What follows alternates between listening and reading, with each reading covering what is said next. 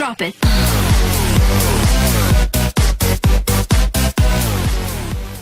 Hai Sobat Sonora, jumpa lagi di YouTube channel Sonora Bali Official. Dan kali ini kita di segmen Ruang Psikologi tentunya akan membahas topik yang luar biasa, peran ayah dalam pengasuhan sahabat Sonora. Dan pastinya saya tidak sendiri, saya sudah bersama Putu Aris Indrayani, MPSI Psikolog. Selamat sore Kak, apa kabar? Sore. Sehat ya? Sehat banget. Oke. Oke, sore hari ini kita ngobrolin tentang peran ayah dalam pengasuhan. Nah, ini menarik ya. Mungkin sahabat Sonora memang seperti apa sih? Kenapa ayah ini harus berperan nih dalam pengasuhan seperti itu? Intinya gini, ayah ibu tuh sepasang ya Kak ya. Jadi mereka itu bersinergi, memiliki peran masing-masing. Jadi nggak bisa berdiri sendiri, ibu yang urus semua, handle semua, atau ayah handle semua, nggak bisa. Karena mereka kayak punya sesuatu yang spesial masing-masing gitu, yang akan diberikan ke pertumbuhan dan perkembangan anak-anaknya gitu. Oke, jadi punya peran juga sih ayah ini. Perannya seperti apa sih Kak? Mungkin selama ini yang kita tahu bahwa sosok ayah ini adalah pencari nafkah seperti itu. Tapi selain itu ada peran apa lagi sih sebenarnya dalam pengasuhan ini? Oke, umumnya gitu ya. Mencari nafkah, melangsungkan keturunan. Jadi nggak ada ayah yang nggak mungkin melahirkan juga sih. Ya benar juga ya. Oke. Selain itu juga ada loving, coaching, modeling. Oke, nah loving, coaching, modeling seperti apa tuh?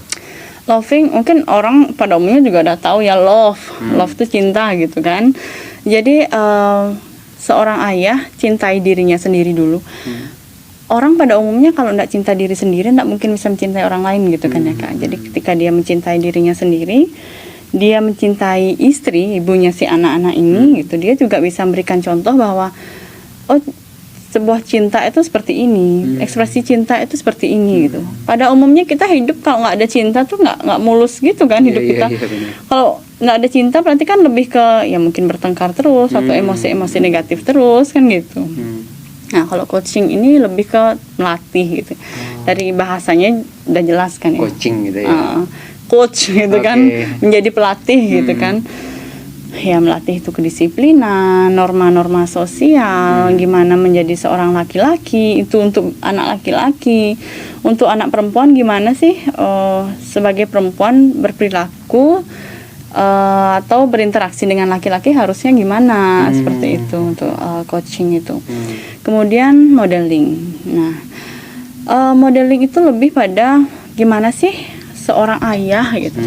Harus menjadi mau anak oke, tentu ayah juga oke dulu nih gitu. Mau anak punya tanggung jawab, tentu ayah tanggung jawab dulu. Nggak bisa kita sekedar ngomong bahwa kamu sebagai laki-laki harus bertanggung jawab gitu. Nah, harus bertanggung jawab itu seperti apa dong Pak gitu kan? Benar. Bertanggung jawab tuh ngapain aja sih, gimana sih gitu. Jadi itu yang kita tunjukkan sebagai model. Jadi kita dekat dulu nih sama Tuhan, anak juga akan berproses gitu, tahu bahwa bentuk ayah itu dekat dengan Tuhan nih gitu, religius misalkan. Jadi dari religius itu kan ada norma sosial, itu kan di dalam agama juga banyak dijelaskan dengan itu. Kemudian kedisiplinan dari segi agama itu seperti apa gitu, banyak hal yang dijelaskan di sana. Jadi menjadi model alias menjadi contoh nyata gitu. Jadi tidak hanya ngomong bahwa kamu harus ABC, tapi sebagai orang tua saya harus melakukan ABC supaya anak saya juga ABC gitu. Jadi tidak hanya sekedar ngasih tahu kamu harus ABC, tapi bapaknya CDF gitu ya, itu nggak bisa. Salah gitu. jalur nih. Oke, berarti ini sebagai role model lah seorang ayah ini ya bagi anak-anak. Tapi ngomongin peran ayah dalam pengasuhan ini, itu ada kategori misalnya umur berapa, seperti apa perannya, itu ada nggak sih? Ada banget. Seperti apa? Jadi kalau 0 sampai 7 tahun itu ayah dan ibu baik untuk anak laki-laki ataupun perempuan itu bersinergi ya bareng-bareng. Karena kan ini masa golden age-nya, masa-masa emasnya si anak ya, dia menyerap dengan cepat ilmu-ilmu yang ada di lingkungannya. Kemudian 7 sampai 12 atau 14 itu kalau untuk anak laki-laki itu mulai peran ayah yang maju, peran ibu mundur, nggak hilang lah ya, gitu ya. lebih dominan gitu. Kemudian untuk anak perempuan 7 sampai 12 atau 14 itu bersinergi ayah dan ibu nih bareng gitu. Gitu sih. Oh, jadi per umur tuh ada ininya ya, Bener, kapan bener. saat ayah dominan, kapan saatnya bareng-bareng seperti Iya. itu ya. Karena umur segitu kan remaja ya Kak ya, umur pencarian identitas diri. Jadi saat itulah dia baik laki-laki maupun perempuan loh. Saya laki-laki, berarti saya seperti ini gitu. Saya seperti ayah saya gitu. Oh, saya perempuan, saya lebih ke ibu saya, tapi tetap menggunakan standar norma dari ayah dan ibunya gitu. Jadi keduanya bareng gitu. Oke. Nah, ini yang terakhir nih Kak, apa yang Oke. terjadi jika peran ayah ini tidak ada gitu ya dalam pengasuhan, ataupun minim banget nih, walaupun ada minim gitu, punya ayah tapi nggak ada perannya Nggak ada dalam perannya, pengasuhan gitu. benar, Seperti benar. apa nih? Itu kita sebut fatherless atau father hunger gitu ya. Jadi di sana mungkin definisinya kata kakak tadi juga benar tuh. Ayah punya tapi nggak terlibat. Perannya tuh nggak ada gitu ya. Nggak terlibat dalam pola asuhnya, dalam pengasuhan. Jadi cuma mencari nafkah gitu poin mereka gitu kan. Nah, itu mempengaruhi banget jadi seorang anak laki-laki ini kita spesifiknya karena contohnya lebih ke ayah kan gitu. Jadi seorang laki-laki usia biologisnya itu lebih maju dibandingkan usia mentalnya. Gitu. Jadi mungkin dia benar bertumbuh dengan baik. Dia benar tinggi, besar, tampan, keren gitu kan. Tetapi usia mentalnya yang tidak sesuai dengan usia biologisnya gitu. Lebih lambat gitu ya. Iya, usia mentalnya itu mungkin lebih pada dia tidak bisa mengambil keputusan. Mungkin karakternya yang keras karena dia tidak ada didikan tegas juga dari ayahnya gitu. Anak misalkan nakal gitu kan. Kalau ibu kan ya sampai sejauh mana sih kita bisa marah gitu, paling juga anak gini, alah cuma ibu doang gitu kan, umumnya gitu kan, gitu ya, udah deh ya. ibu cuma ngomel doang gitu kan. Tapi kalau ayah tuh beda powernya, jadi kayak kamu harus gini-gini gitu, jadi tegasnya tuh beda tegasnya ayah dan ibu gitu, dari karakternya juga beda, feminin maskulinnya juga beda gitu kan. Nah akhirnya juga banyak kasus di mana ketika usia mental itu lebih mundur dibandingkan usia biologis juga banyak perceraian terjadi. Itu salah satu penyebab iya, gitu ya. Benar-benar dampaknya jadi banyak perceraian gitu. Itu ngaruh ke keluarganya, terus ngaruh ke anaknya juga. Iya, jadi ngaruh ke keluarga, ngaruh ke anak, ngaruh ke generasi berikutnya gitu.